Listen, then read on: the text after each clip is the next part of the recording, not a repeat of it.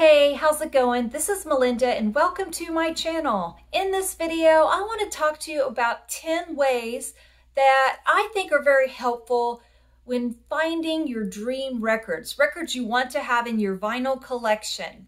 Nowadays, it's getting a lot harder to find those dream records. More and more people are coming into vinyl collecting, and it's been a long time since I've been flipping through the bins and finding my dream record, something that is a grail, something I've been really wanting to add to the collection.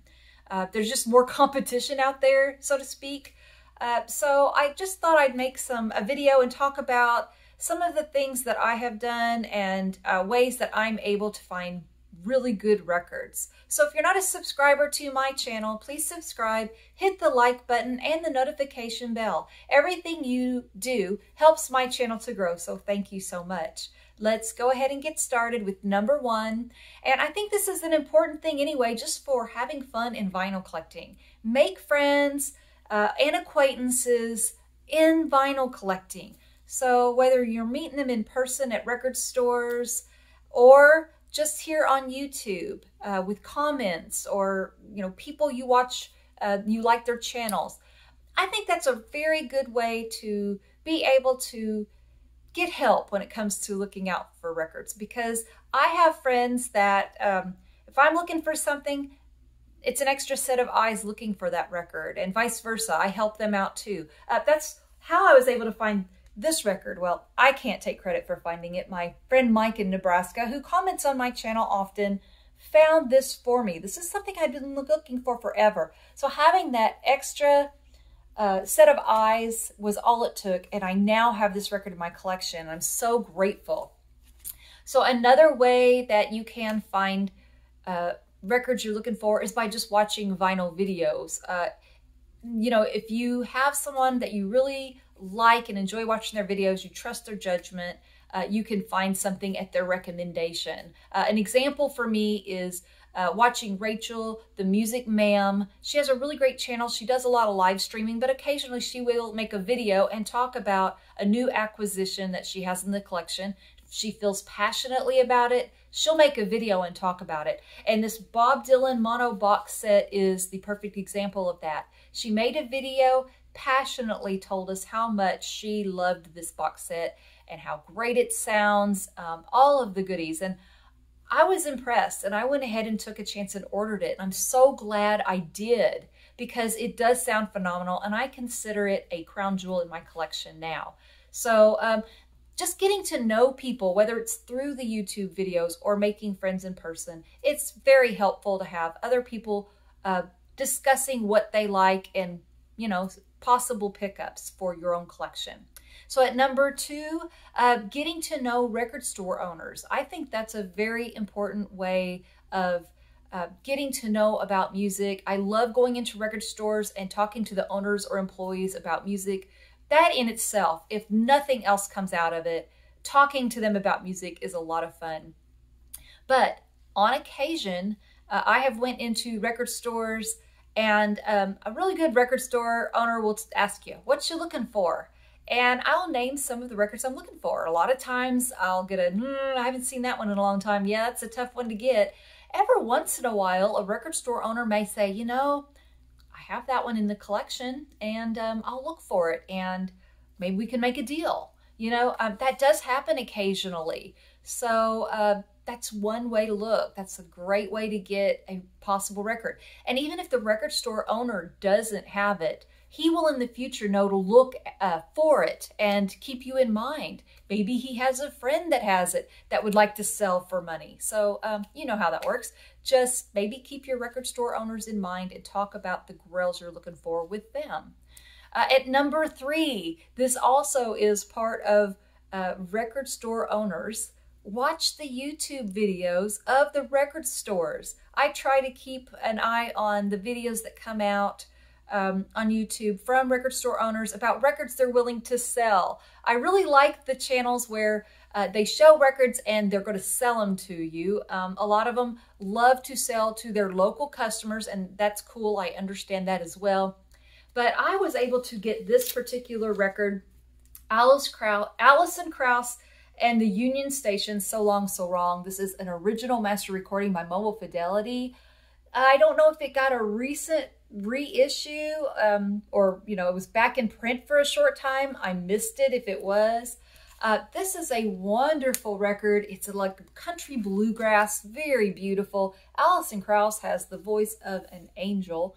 And when I saw this on the In Groove, that he was doing his weekly show where he shows all of the records that has come in, and he has a website, I ordered this and I thought it was fantastic. So really happy to add that one to the collection. I've also been able to pick up Bob Dylan's Oh Mercy from Toad Hall Books and Records, which was an amazing find, as well as in his used section, the Toad Hall Books and Records used section, in near mint condition, a beautiful Jerry Rafferty City to City album, and I love that. So never find that one in clean condition. That was a really good find.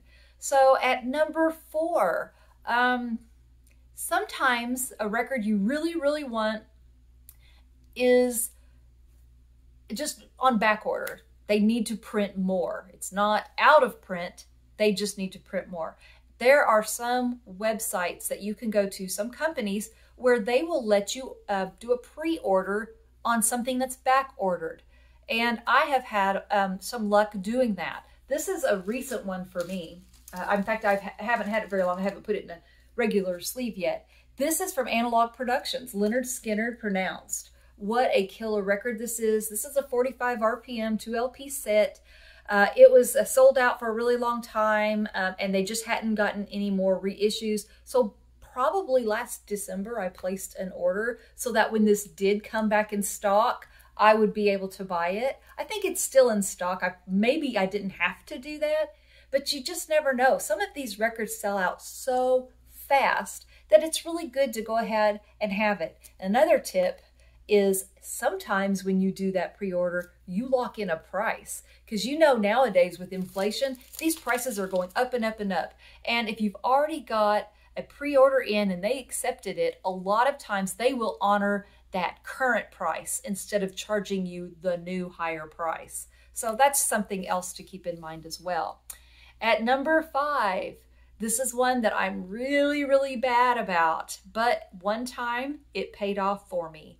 I'm really bad. I join these Facebook groups and I don't really post a lot. I'm not a big social media kind of gal. Even my Instagram, I will post things here and there, but not on a regular basis like I should. Well, I am, and I do enjoy seeing what other people share on these Facebook and Instagram pages. I really do enjoy them. And one time I saw a record on a Facebook group page for sale that I didn't even know was available on vinyl. It was one I had a cassette from when I was either in my early 20s or maybe late teens. I don't know. And you're going to laugh at me because you're going to think it's funny, but I don't care. I think this record is awesome, and I really love it. The Collection by Sheena Easton. And this has so many of her wonderful hits. I think this was a record store club pressing, or yeah, like a Columbia record house or something like that. So it wasn't widely available, and that's why I didn't know it was ever available on vinyl. But I saw that, and I love her ballads. I always thought she had a beautiful voice. For Your Eyes Only, I Wouldn't Beg for Water, When He Shines. I love all those songs. And I thought, wow, I'm going to buy this. And I bought it. It wasn't that expensive at all. So I was able to get something really cool. At least I think it's cool anyway. Just by looking at Facebook group pages. So at number 6, here's one I've only done once. So again, not the perfect expert on this. But maybe be willing to do a trade. If there is a record you really, really want, trade something that maybe you don't listen to as often, that would mean something more to someone else. I had done that. I ended up getting records that I listen to more often and enjoy by doing the trade. Once you do the trade though, don't look back. Don't start looking at the value of the other record you traded. Make sure you're ready to let it go before you do. But that is an excellent way to get a Grail record just by using something you've already paid for. You don't have to spend extra money. Just do a trade. So at number 7, this is one that I unfortunately do need to work on, but this is something I know to be true. You know, sometimes I need to practice what I preach, I guess is what I'm trying to say.